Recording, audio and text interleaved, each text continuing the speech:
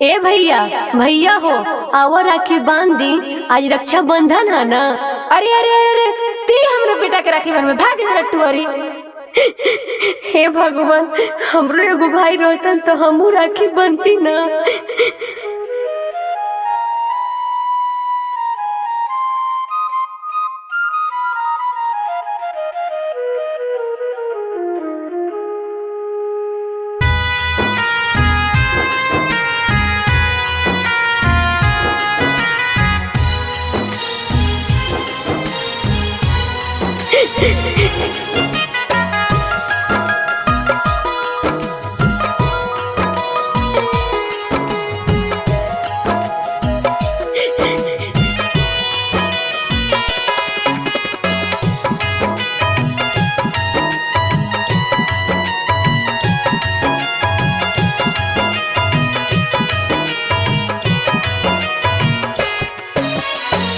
हम रोज रहते एगो भैया राखी बनाते कलैया।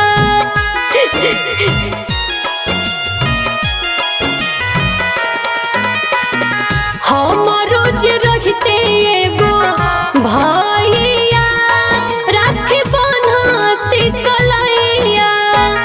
बनहती कलैया राखी बनहती कलैया।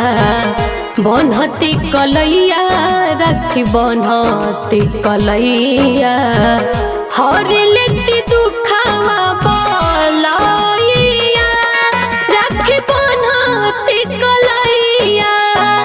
हम रोज रहते एगो भैया राखी बनहती कलैया।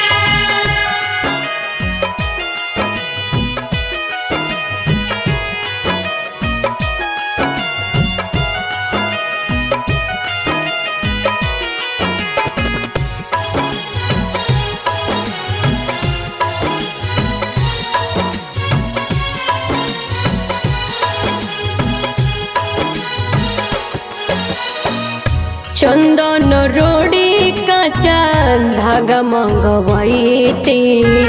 हमहु राजा भैया के आरती देखाईती। आरती देखाईती। चंदन रोड़ी काचा धागा मंगवाईती। हमहु राजा भैया के आरती देखाईती। हाथ से खियाईती, हाथ से खियाईती मिठाइया राखी बनहती कलैया। हम रोज रहते एगो भैया राखी बनहती कलैया।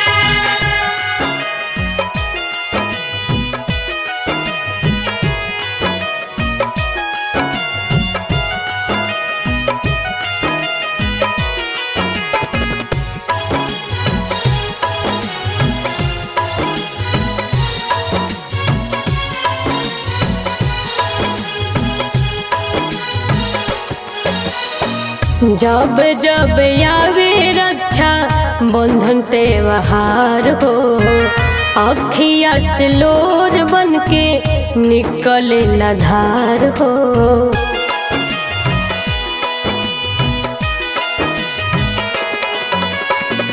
जब जब आवे रक्षा बंधन त्योहार हो, अखिया से लोर बन के निकले धार हो।